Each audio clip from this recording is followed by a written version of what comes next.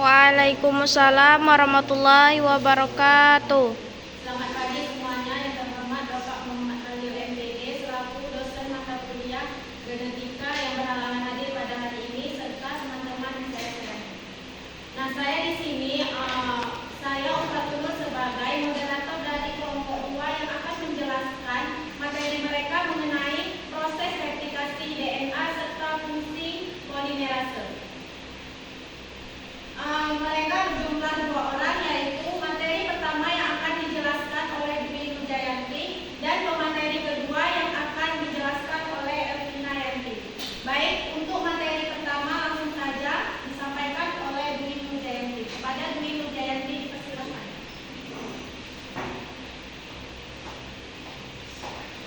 Baik, terima kasih pada moderator.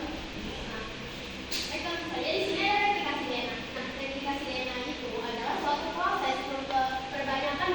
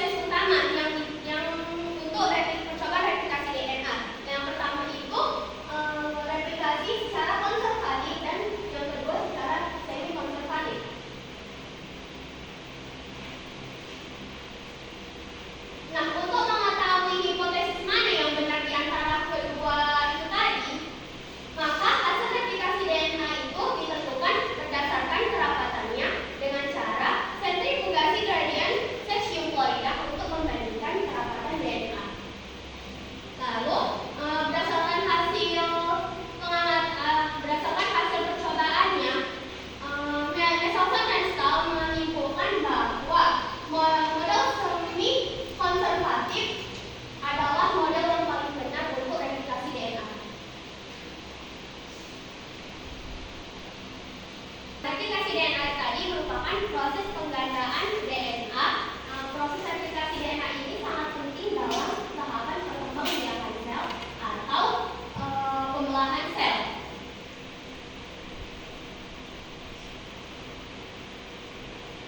Materi DNA yang telah digandakan dibagi menjadi pada masing-masing anakan sel yang baru.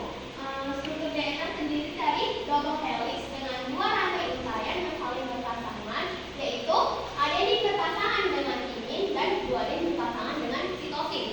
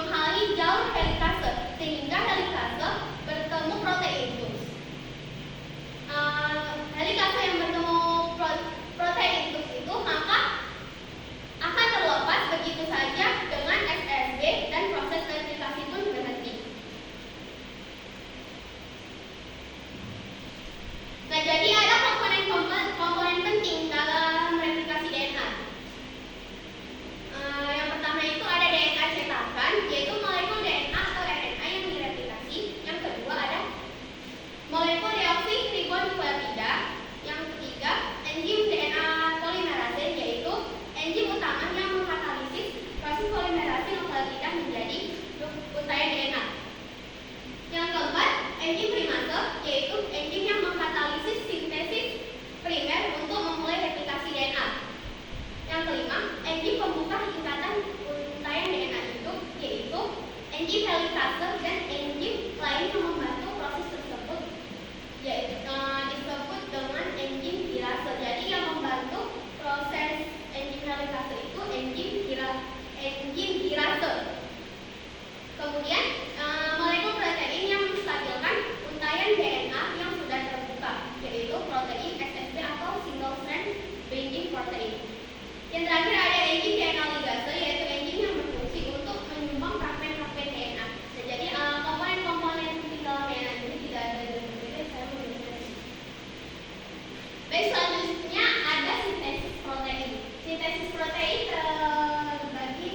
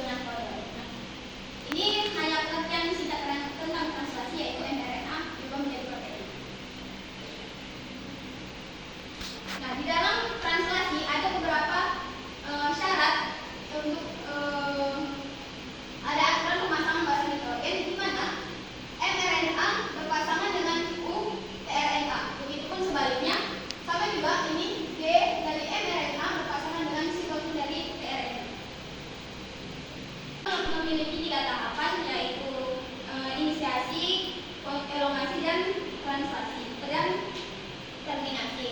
Nah, di sini bisa kita lihat ribosom unit kecil terikat pada mRNA. Nah, ribosom unit kecil ini akan bergerak dari arah 5 ke arah 3. Nah, kita sudah menemukan kode awalnya. mRNA yang tRNA yang membawa asam amino ini ada asam amino metonin. Sebelumnya itu ribosom subunit besarnya udah masuk, melekat pada subunit kecil. Si ribosom unit kecil ini tadi, jadi orang sudah melekat, kemudian datang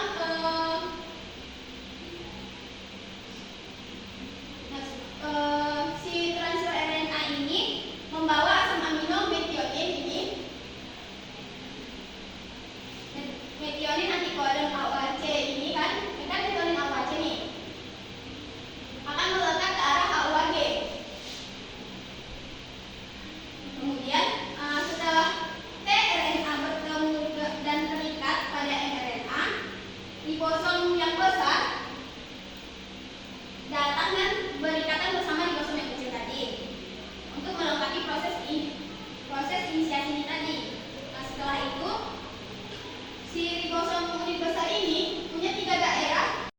Asam amino dibawa pada rantai mRNA oleh RNA transfer dengan membawa antikodon.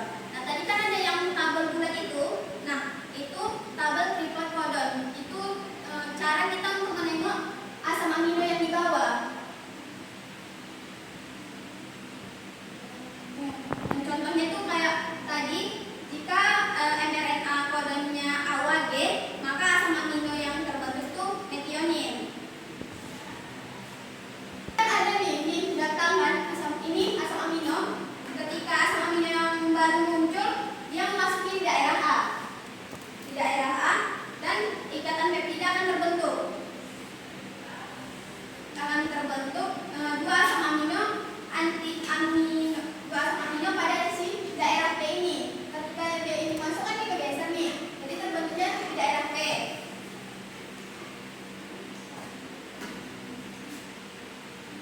Nah, kemudian si ribosom akan bergerak ke depan sehingga transfer RNA-nya sudah melepaskan asam amino yang berada di daerah E. Nah, ketika si ribosom ini bergerak ke depan, menumbuhkan asam amino yang baru datang. Yang di daerah E ini asam amino yang akan dilepaskan.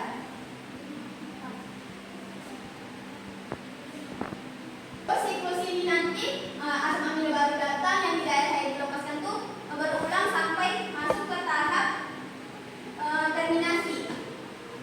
Nah, tahap terminasi ini terjadi ketika salah satu dari 3 stop codon ini berada di daerah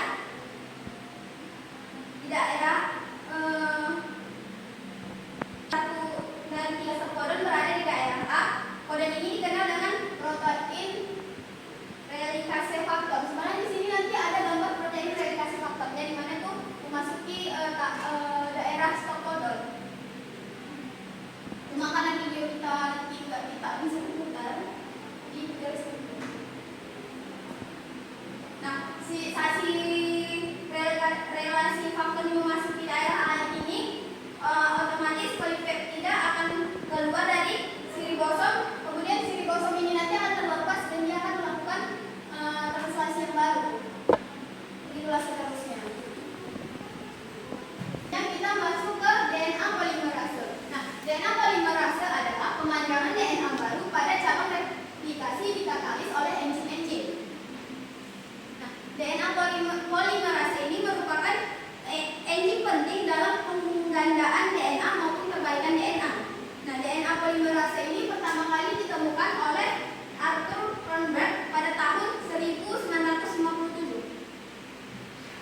Nah, fungsi dari DNA polimerase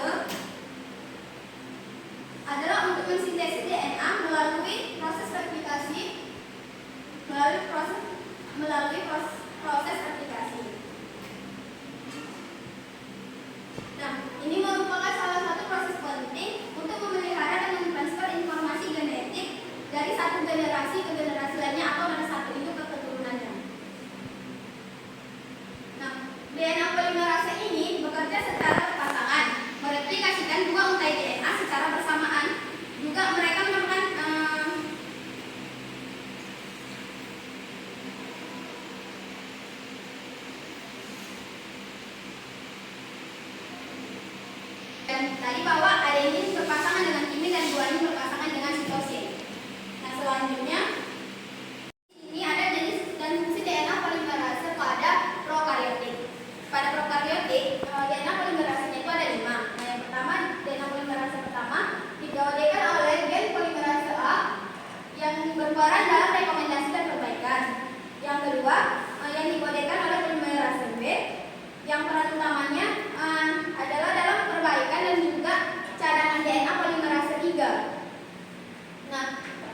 Yang ketiga, DNA polimerase 3 adalah enzim untuk replikasi pada eukariotik yang dikodekan oleh gen polimerase C.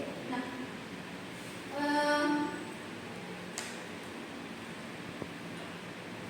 yang selanjutnya ada DNA polimerase 4. Peran utamanya untuk dalam perbaikan DNA selama respon SOS. Dan ketika replikasi DNA berhenti di garpu replikasi yang telah dijelaskan Bu tadi, yang garpu replikasi.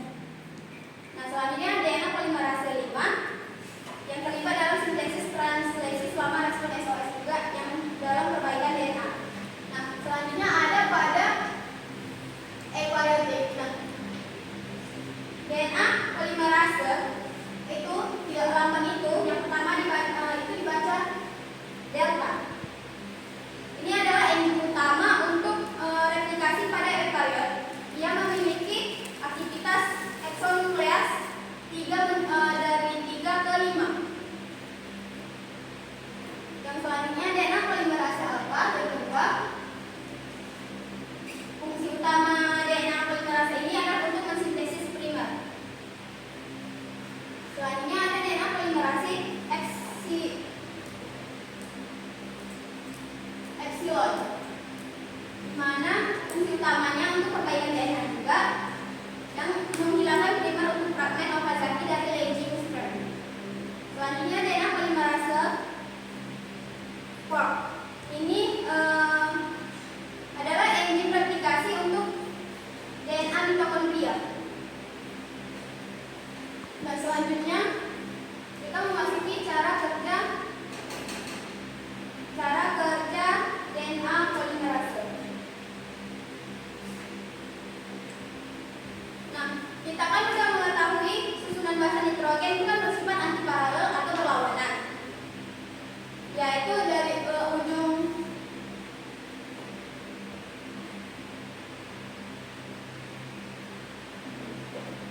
itu ujung 5 dan 3 memiliki arah yang berlawanan. Nah, seperti 3 kali ini kan dia arahnya berlawanan. Nah, di video ini diilustrasikan sebagai jalan tol 2 arah, di mana yang garis tebal itu DNA induk. Ini DNA induk ibaratnya, dan yang tanda panah ini arah pemanjangan DNA baru. Nah, DNA polimerase 3 bergabung dengan protein sliding plan yang akan melingkari untai ganda yang baru disintesis. Ini DNA polimerase 3 akan bergabung dengan sliding plan. Kemudian protein ini akan menggerakkan DNA polimerase 3 di sepanjang untai cetakan DNA. Kemudian DNA polimerase 3 mensintesis DNA setelah primer RNA selesai dibuat. DNA polimerase 3 ini cukup menempel pada cetakan DNA dan terus menambahkan nukleotida ke untai komplementer baru dari 5 ke 3. Nah, untai DNA yang dibuat melalui mekanisme ini disebut untai maju atau leading strand. Nah, ini definisi leading strand. Pembentukan secara terus-menerus searah dengan replication form. Nah, proses yang terjadi yaitu ini tadi ibaratnya tadi yang secara berlawanan itu kan juga. Mana di sini nanti terjadi leading strandnya. Kemudian proses yang terjadi itu pertama-tama enzim primase menggabungkan nukleotida RNA ke dalam primer, kemudian DNA polimerase 3 menambahkan nukleotida DNA ke primer membentuk fragmen Okazaki 1. Kemudian setelah mencapai primer RNA, di sebelah kanan DNA polimerase 3 terlepas, kemudian setelah fragmen 2 ini nanti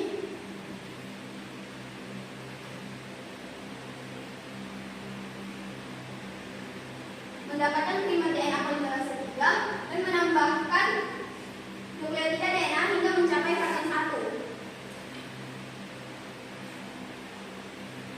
Kemudian DNA polimerase 3 melepaskan diri digantikan dengan DNA polimerase 1.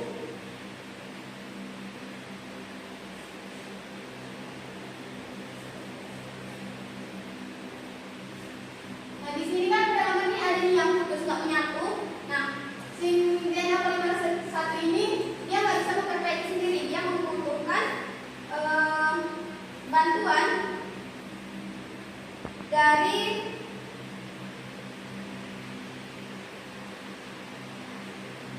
DNA ligase. Nah, DNA ligase ini akan membentuk ikatan di antara DNA terbaru dan DNA fragmen 1 hingga untaian tersebut menyatu kembali atau seperti ini saya, yaitu untai DNA lambat. Kalau yang tadi itu yang cepat, yang ini yang lambat. Nah, selanjutnya ada pengecekan dan perbaikan DNA. Nah, dalam polimerase DNA itu juga bisa terjadi kesalahan, namun sangat minim, yaitu 1/10 miliar, 10 juta miliar. Namun bukan berarti tidak bisa terjadi. Nah, faktor kerusakannya itu bisa faktor lingkungan seperti emisi radioaktif, sinar X, sinar ultraviolet, dan molekul asap rokok.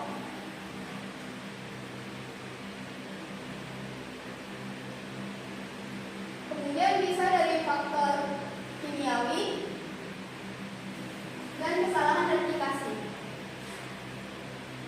Nah, apabila kerusakan ini tidak diperbaiki, maka bisa menyebabkan kanker.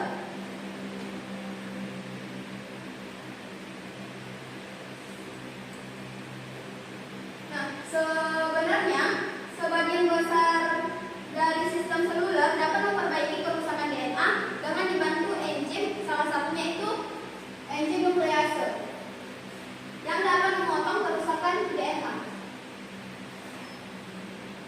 Nah, salah satu kerusakan yang diperbaiki oleh enzim nuklease yaitu kerusakan di bersimin, yaitu kerusakan pada DNA kulit akibat sinar ultraviolet dalam sinar matahari sehingga terjadi gagal kovalen bahasa kimin yang bersebelahan pada seuntaian DNA. Nah, pertama-tama bimer timin ini menampung molekul DNA. Kemudian enzim nuklease ini memotong molekul DNA yang rusak di 2 titik. Dan bagian rusak tadi dibuang, kemudian DNA polimerase melakukan perbaikan dengan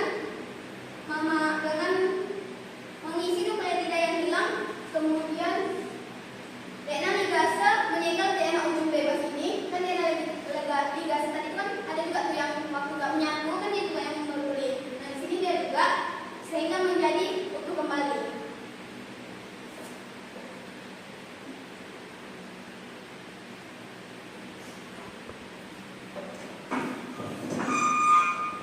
Terima kasih atas penyampaian dari kelompok 2. Sekarang kami buka sesi tanya jawab. Kepada teman-teman yang ingin bertanya, kami persilahkan. Ini ada 2 orang yang bertanya. Yang pertama itu untuk Regiana, dipersilakan untuk bertanya kepada kelompok 2. Pada Regiana. Baik, Pak. Selamat pagi semuanya. Saya Regiana Bugaja dari kelompok 1. Izin bertanya kepada pemateri. Tadi DNA polimerase adalah pemanjangan DNA baru pada cabang replikasi dikatalis oleh enzim-enzim. Yang ingin saya tanyakan, bagaimana DNA polimerase? Kalau yang tadi itu yang cepat, yang ini yang lambat. Nah, selanjutnya ada pengecekan dan perbaikan DNA. Nah, dalam polimerase DNA itu juga bisa terjadi kesalahan, namun sangat minim, yaitu 1/10 miliar, 10 juta miliar. Namun bukan berarti tidak bisa terjadi. Nah, faktor kerusakannya itu bisa faktor lingkungan seperti emisi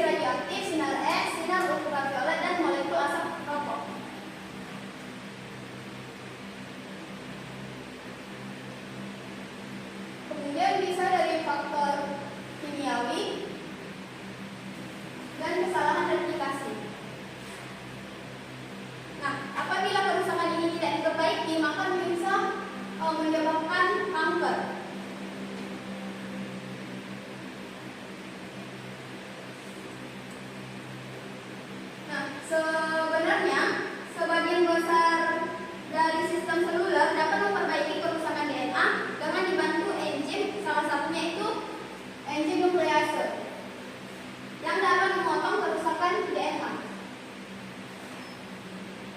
Nah, salah satu kerusakan yang diperbaiki oleh enzim nuklease itu kerusakan di bersimin, yaitu kerusakan pada DNA kulit akibat sinar ultraviolet dalam sinar matahari sehingga terjadi ikatan kovalen basa kimin yang bersebelahan pada seuntaian DNA.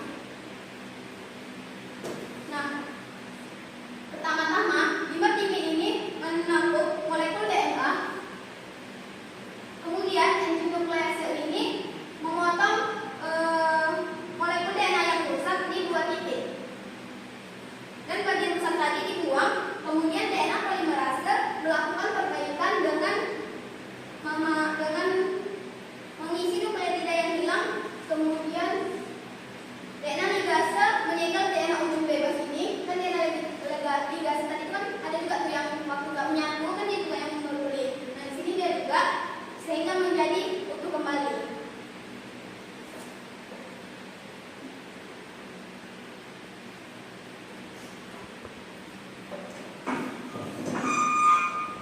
Terima kasih atas penyampaian dari kelompok 2.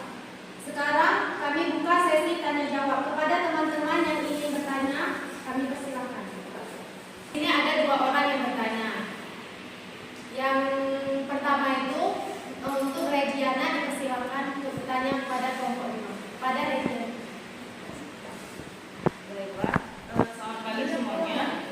Saya Regiana Bugaja dari kelompok 1. Izin bertanya kepada pemateri. Tadi DNA polimerase adalah pemanjangan DNA baru pada cabang replikasi dikatalis oleh enzim-enzim. Yang ingin saya tanyakan, bagaimana DNA polimerase memperpanjang untaian DNA baru tersebut dan adakah penjelasan mekanismenya? Kepada Regiana. Selanjutnya Jahrul Furqan, dipersilakan untuk bertanya. Ih, cepet kau. Tadi kan sudah dijelaskan mengenai proses replikasi DNA. Nah, yang menjadi pertanyaan saya, apa yang terjadi apabila terjadi kesalahan pada proses replikasi DNA? Baik, terima kasih kepada teman-teman yang sudah bertanya. Sekarang kelompok 2 akan menjawab pertanyaan dari yang 2 orang bertanya tadi. Untuk pertanyaan yang pertama akan dijawab oleh Elvina Yanti. Kepada Elvina Yanti, silakan. Baik, di sini saya akan menjawab pertanyaan dari Febrirana, bagaimana proses pemanjangan DNA polimerase. Tadi video yang saya putar tentang cara kerja DNA polimerase itu merupakan bentuk pemanjangan DNA polimerase, di mana tadi ada enzim primase yang dibutuhkan untuk menambah nukleotida, kemudian asam amino, kemudian ada polimerase 1, kemudian ada nanti yang tidak menyatu, ini nukleotidanya kemudian disatukan oleh polimerase 1 yang dibantu oleh enzim nuklease. Nah, video tadi itu merupakan proses pemanjangan DNA polimerase. Bagaimana Rezi? Apakah jawaban Elvina yang dapat diterima? Ulang. Baiklah, jawabannya dapat saya terima. Terima kasih kepada kelompok yang sudah menjawab. Untuk pertanyaan yang kedua oleh Jahrul Furqan akan dijawab oleh Dwi Nujayanti. Kepada Dwi Nujayanti, dipersilakan. Jadi, saya akan mencoba jawab pertanyaan dari kamu yang pertanyaannya apa yang terjadi apabila terjadi kesalahan pada replikasi DNA. Namun di sini dalam konteks penyakit yang terjadi pada